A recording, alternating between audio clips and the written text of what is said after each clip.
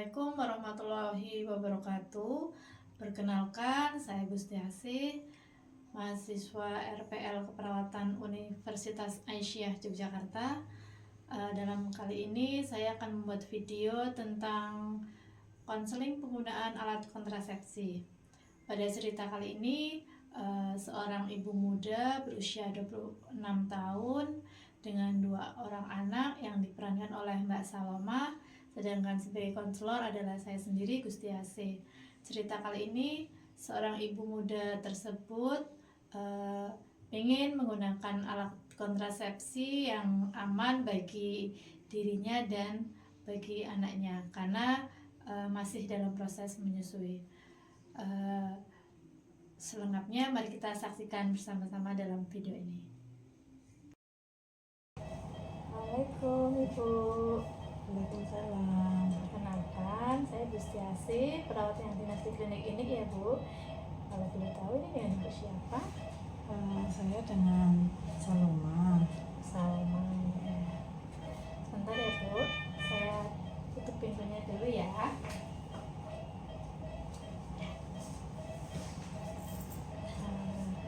Bu Salma, maksud kedatangan di klinik ini ada yang bisa saya bantu Bu? Gini Bu, saya itu sebenarnya pengen KB, cuma kan saya masih bingung mau pakai apa yang aman untuk saya dan nyaman. Oh begitu ya. Bu Salma usianya berapa? Punya putra berapa? Dan yang sewu ada riwayat sakit atau minum obat rutin? Ya. Usia saya 26 tahun, anak saya 2 Bu. Yang pertama umur 2 tahun, yang kedua baru 1 bulan, dan saat ini saya masih menyusui. Kalau obat-obatan rutin, saya tidak minum obat-obatan rutin. Tidak ada riwayat penyakit juga sih, DM juga tidak ada, hipertensi juga tidak ada. Sebelumnya sudah pernah menggunakan alat kontrasepsi? Belum Bu, makanya ini kan anak saya yang pertama itu baru 2 tahun, saya sudah punya anak yang kedua. Kebobolan gitu Iya, ya Bu? kebobolan. Mohon maaf untuk Bu Salma, apakah masih aktif bekerja atau di rumah? Iya Bu, saya bekerja setiap hari, seminggu 5 hari, hari Sabtu dan Minggu di rumah sih. Tadi usianya berapa? 26 tahun. 26 ya, masih muda ya Salma ya. Dan putranya dari 2, baru masa nifas begitu ya? Iya. Baik Ibu, untuk penggunaan alat kontrasepsi itu memang ada beberapa metodenya ya. Tujuan dari penggunaan alat kontrasepsi ini bagi Ibu Saloma untuk apa nih? Ya, menjarangkan kehamilan. Kalau enggak ya udah dua anak cukup lah. Begitu ya Bu. Ini ada brosur, mohon dilihat dan dibaca-baca ya. Ini ada beberapa macam alat kontrasepsi, ada yang hormonal, juga ada yang non hormonal. Yang hormonal itu ada pil KB, ada suntikan, ada implan. Sedangkan non hormonal itu ada IUD, terus MOW atau steril yang biasa disebut itu ya Bu ya. Kemudian Ibu kan masih masa menyusui nih. Kalau seandainya untuk masa menyusui, untuk suntikan juga bisa, tidak mengganggu produksi ASI. IUD juga bisa digunakan. Sekiranya kalau Ibu Salma mau menggunakan yang seperti apa? Kalau suntikan itu saya takut ya Bu, sama jarum suntik nanti berkali-kali disuntik. Terus kalau pakai pil itu takutnya itu lupa minum pilnya. Kalau kemarin sih dari informasi beberapa teman itu saya suruh menggunakan IUD, tapi saya itu belum mengerti IUD itu seperti apa gitu. Kalau IUD itu adalah suatu alat yang terbuat dari tembaga. Itu nanti ada benangnya seperti ini, Bu. Cara kerjanya itu dimasukkan ke dalam rahim dengan menggunakan metode prosedur medis gitu ya, dengan steril.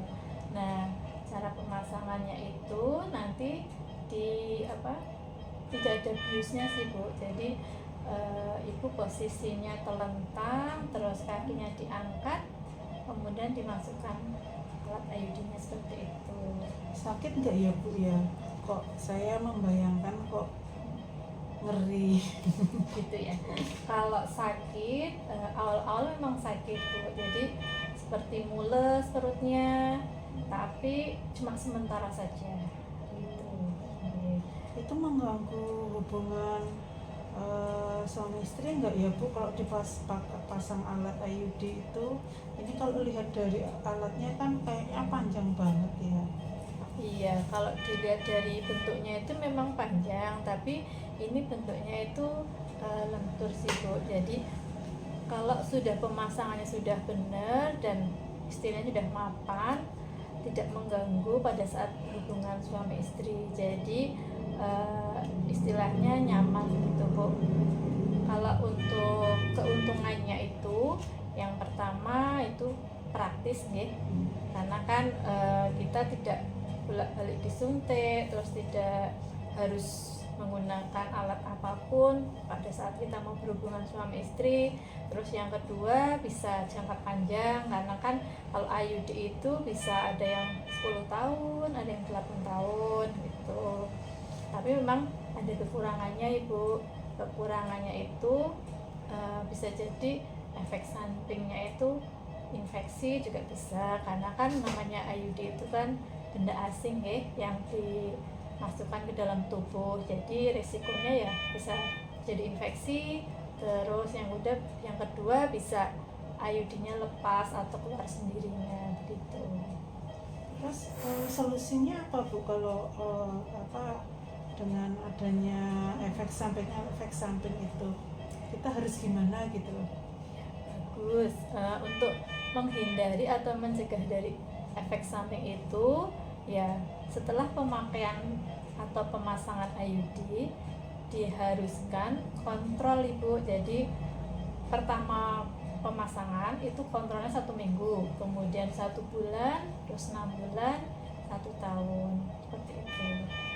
Kalau untuk efektivitasnya itu bisa sampai 99% tidak terjadi kehamilan gitu. Ada yang mau ditanyakan lagi, Bu? Kayaknya sudah cukup. Saya akan berdiskusi dengan suami saya, apalagi ini ada informasi bahwa IUD itu tidak mengganggu dalam hubungan suami istri. Jadi nggak takut juga, karena bayangannya itu ada alat yang dimasukkan, nanti gimana kalau berhubungan suami istri.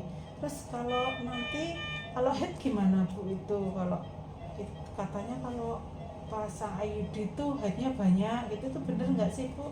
Kalau untuk pemasangan IUD itu kan memang dari satu orang ke orang yang lain itu beda-beda ya, Bu.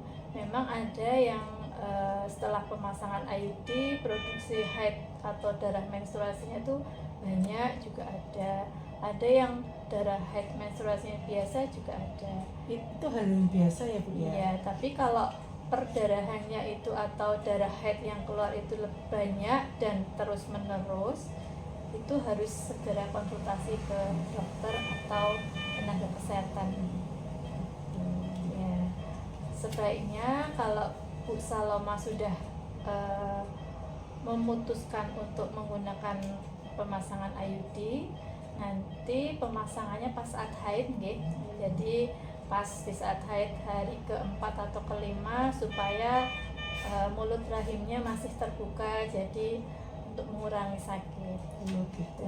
Dan satu lagi harus diperhatikan kalau seandainya ada tanda-tanda yang tidak wajar, seperti nyeri perut yang parah dan terus menerus, kemudian terjadi demam tinggi, kemudian ada perdarahan yang banyak dan berkelanjutan, terus keputihan yang berbau, terus gatal dan nyeri saat berhubungan yang tidak kunjung sembuh atau semakin parah, sebaiknya dihentikan untuk penggunaan IUD itu. Begitu, Bu Saloma? Oke. Alhamdulillah ini sudah mulai ada titik terang, Bu. Jadi tahu efek samping IUD apa, kegunaannya apa. Tapi kayaknya lebih banyak kegunaannya ya, Bu, daripada efek sampingnya. Karena saya takut kebobolan lagi, mungkin saya lebih mantap ke IUD. Saya akan diskusikan dengan suami. Minggu depan saya jadwal waktunya haid, nanti saya akan kesini lagi ya, Bu, ya, untuk pemasangan IUD. Terima kasih, Bu, atas penjelasannya. Saya akan kembali lagi minggu depan. Oh iya, terima kasih Bu Saloma sudah menghubungi di klinik kami dan mempercayakan klinik kami untuk berkonsultasi tentang alat kontrasepsi. Semoga Bu Saloma dan keluarga selalu sehat dan adik juga sehat selalu. Amin, amin. Bu, ini boleh saya bawa? Monggo. Terima kasih, Bu. Monggo. Assalamualaikum. Waalaikumsalam.